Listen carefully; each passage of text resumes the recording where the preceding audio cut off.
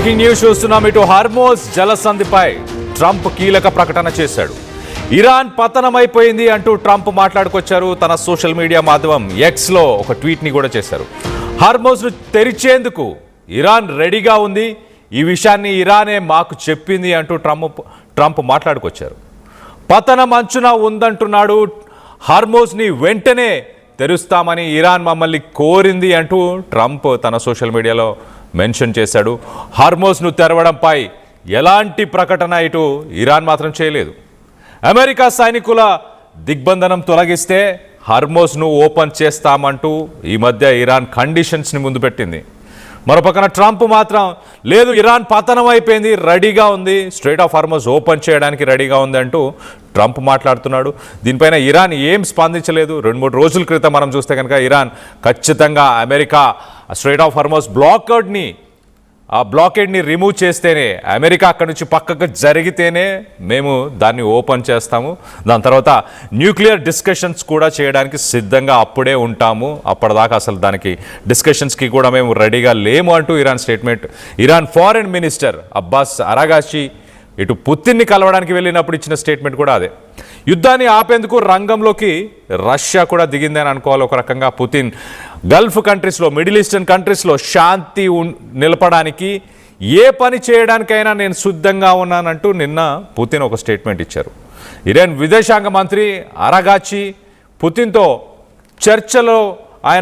చర్చల్లో కూడా పాల్గొన్నారు. మొత్తం మీద ఇటు రష్యా మీడియేషన్ టాక్స్ చేయబోతుందా, యుద్ధాన్ని కొనసాగించాలా ఆపాలా అన్న దానిపై చర్చలు జరగబోతున్నాయి. మొత్తంగా 24 గంటల్లో ఏమేమి జరిగాయో మీకు డీటెయిల్గా చెప్పే ప్రయత్నం చేస్తా. ఒకసారి మనం చూస్తే కనుక ఇటు ఇరాన్ ట్యాంక్ సీజర్స్, ఇరాన్కి సంబంధించిన వెజల్స్ని అమెరికా ఏదైతే సీజ్ చేసిందో అది ఏప్రిల్ 7న సీజ్ ఫైర్ సంబంధించిన ఆ టర్మ్స్ అండ్ కండిషన్స్ని అమెరికా ఉల్లంఘించింది అంటూ ఇరాన్ ఒక స్టేట్మెంట్ని పాస్ చేసింది.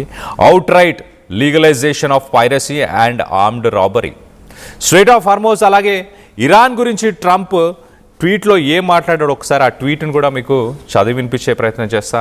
ఆ ట్వీట్లో ట్రంప్ ఎంత కాన్ఫిడెంట్గా ఇరాన్ పతనం అయిపోయిందని చెప్తున్నాడు, ఒకసారి అది చెప్పే ప్రయత్నం చేస్తా. Iran has just informed us that they are in a state of collapse. ఇరానే స్వయంగా ట్రంప్కి ఇన్ఫార్మ్ చేసిందంట, మేము కుప్ప కూలిపోతున్నాం, మా ప్రభుత్వం కుప్ప కూలిపోయే స్టేజ్లో ఉంది ఇప్పుడు ప్రస్తుతానికి అని. అలాగే ఇరాన్ ఇంకా ఏం చెప్పిందంటే they want us to open the Hormuz strait as soon as possible.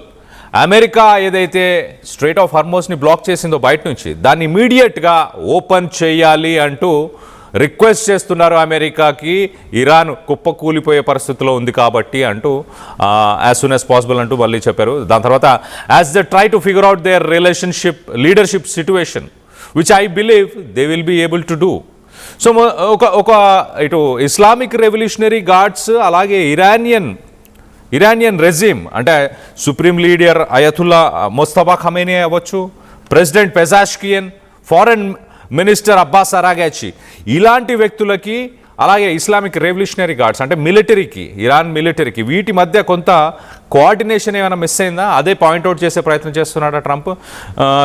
ఎందుకంటే ఆయన ఇచ్చిన స్టేట్మెంట్ ఏంటంటే as they try to figure out their leadership situation, వాళ్ళ లీడర్షిప్ సిట్యుయేషన్ని వాళ్ళు కొంత ఫిగర్ అవుట్ చేసుకునే దాకా అలాంటి సిట్యుయేషన్ అయితే నెలకొని ఉంది అంటున్నాడు. అంటే ఇటు మిలిటరీ అలాగే ఇరాన్కి సంబంధించిన ప్రభుత్వ పెద్దలకి మధ్య కొంత కోఆర్డినేషన్ ఏమైనా మిస్ అయిందా. సో తర్వాత దాంతోపాటు ఇంకేమంటున్నారు, which I believe they will be able to do, అంటే అది ఫిగర్ అవుట్ చేసుకోగలుగుతారు, అది ఒక కొలిక్కి వచ్చే అవకాశం ఉంది అంటూ ట్రంప్ భావిస్తున్నా అంటున్నాడు.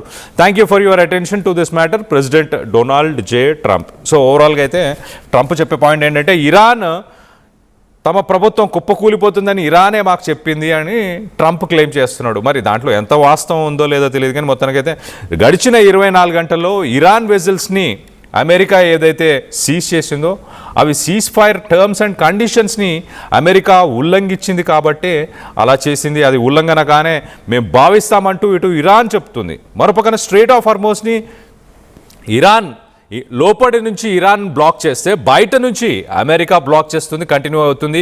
ఇరాన్ పోర్ట్స్ నుంచి వచ్చే ప్రతి షిప్స్ని, ఆ వెజల్స్ని, ఆయిల్ ట్యాంకర్స్ని అమెరికా అడ్డుకునే ప్రయత్నం చేస్తుంది. అలాగే ఈ గల్ఫ్ కంట్రీస్ నుంచి ఏవైతే షిప్స్ కానీ అలాగే షిప్స్తో పాటు oil tankers, vessels, commercial ships ఏవైతే వస్తున్నాయో వాటన్నిటిని కూడా ఇరాన్ అడ్డుకునే ప్రయత్నం చేస్తుంది. ఇరాన్ ఏమంటుంది? ఇరాన్ ఖచ్చితంగా స్ట్రెయిట్ ఆఫ్ హార్మోజ్లో ఒక టోల్ గేట్ని నేను నెలకొల్పుతాను, ఆ టోల్ గేట్ ద్వారా నాకు ఆదాయం రావాలి ఖచ్చితంగా అంటూ ఒమాన్ని ముందుకు తీసుకొచ్చే ప్రయత్నం చేస్తుంది. ఒమాన్ దేశంతో ఆ సంప్రదింపులు జరుపుతుంది. ప్రస్తుతానికి సంప్రదింపులు జరుపుతూ ప్రతి సంవత్సరం ఒక $50 బిలియన్ ఇన్కమ్ని స్ట్రెయిట్ ఆఫ్ హార్మోజ్ నుంచి ఇరాన్ తీసుకోవాలని ఆలోచిస్తున్నట్టు చాలా క్లియర్గా తెలుస్తుంది. మరోపక్కన United Arab Emirates, Saudi Arabia, ఈ రెండు దేశాల మధ్య ఉన్న వైరత్వం, ఆ రెండు కంట్రీస్ మధ్యలో ఉన్న ఎనిమిటీ బయటపడింది ఒక్కసారిగా. ఒపెక్ కంట్రీస్ అలాగే ఒపెక్ ప్లస్, ఒపెక్ అంటే ఆయిల్ ప్రొడ్యూసింగ్ కంపెనీస్ అని చెప్పొచ్చు. ఈ ఆయిల్ ఏవైతే ప్రపంచ దేశాల్లో ప్రొడ్యూస్ చేస్తున్న కంపెనీస్, ఈ ఒపెక్ ప్లస్లో రష్యా, చైనా ఇలాంటి కంట్రీస్ కూడా ఉన్నాయి. ఆ కంట్రీస్ ఆ గ్రూప్లోంచి వాటిల్లోంచి యునైటెడ్ అరబ్ ఎమిరేట్స్ బయటకు వచ్చేసింది. బయటకు వచ్చేసి ఏమంటుందంటే, నా ఆయిల్, నా దేశంలో నేను ప్రొడ్యూస్ చేసే ఆయిల్ అది ఎంత మోతాదులో ప్రొడ్యూస్ చేయాలి, ఏ రేటుకు అమ్ముకోవాలి అనేది నా చేతిలో ఉండాలి. సౌదీ అరేబియా మమ్మల్ని ఎప్పటి నుంచో అనగదొక్కే ప్రయత్నం చేసింది. మాకు ఆయిల్ ప్రొడ్యూస్ చేసుకునే కెపాసిటీ ఉన్నా కూడా సౌదీ అరేబియా చేయనీయకుండా మమ్మల్ని నియంత్రించింది, కంట్రోల్ చేసింది. బట్ దానికి స్వస్తి పలుకుతున్నాము ఇప్పుడు. మే 1 నుంచి ఒపెక్ ప్లస్ కంట్రీస్ వీటన్నిటికీ మాకు ఎలాంటి సంబంధం లేదు. మేము ఒక ఇండిపెండెంట్ కంట్రీగానే ఆయిల్ ప్రొడ్యూస్ చేస్తాం, మాకు నచ్చిన రేటుకే ప్రపంచ దేశాలకి అమ్ముకుంటాము అంటూ ఇటు యునైటెడ్ అరబ్ ఎమిరేట్స్ అయితే ఒక సెన్సేషనల్ న్యూస్ అని చెప్పొచ్చు, సెన్సేషనల్ పాయింట్ని ముందుకు తీసుకొచ్చే ప్రయత్నం చేసిందని చెప్పొచ్చు. దీనివల్ల global energy sector at the same time oil producing countries అన్నీ కూడా కొంత షాక్కి గురయ్యాయి. ఎందుకంటే ప్రపంచ దేశాలు, ప్రపంచంలో ఉన్న ఆయిల్ ప్రొడ్యూసింగ్ కంట్రీస్ అన్నీ కూడా అవన్నీ ఒక అగ్రిమెంట్కి వచ్చి ప్రతి సంవత్సరం ఇంత ఆయిల్ మాత్రమే ప్రొడ్యూస్ చేయాలి. ఎందుకంటే ఎక్కువ ఆయిల్ ప్రొడ్యూస్ చేస్తే దానివల్ల ఆయిల్ విలువ తగ్గిపోతుంది. ప్రపంచ మార్కెట్లో, ఇటు ఇంటర్నేషనల్ మార్కెట్స్లో ఆయిల్ ప్రైజెస్ తగ్గే అవకాశం ఉంటుంది. కాబట్టి లిమిటెడ్గానే ఆయిల్ ప్రొడ్యూస్ చేస్తే దాని ప్రైజెస్ని మనం అలా కంటిన్యూ చేసే అవకాశం ఉంటుంది అంటూ ఇటు ఒపెక్ ప్లస్ కంట్రీస్ భావిస్తాయి. అలానే చేస్తూ వస్తున్నాయి. ఈ ఒపెక్కి ఒక లీడర్గా సౌదీ అరేబియా ఎప్పటి నుంచో ఆ రోల్ని ఫుల్ఫిల్ చేస్తుంది.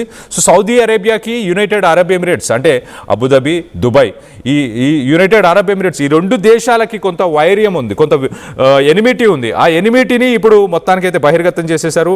అండ్ ఆ గ్రూప్ నుంచి సౌదీ అరేబియా ఏదైతే లీడింగ్ చేస్తుందో ఆ ఒపెక్ కంట్రీస్కి సంబంధించిన దాని నుంచి యునైటెడ్ అరబ్ ఎమిరేట్స్ బయటికి వచ్చేస్తుంది.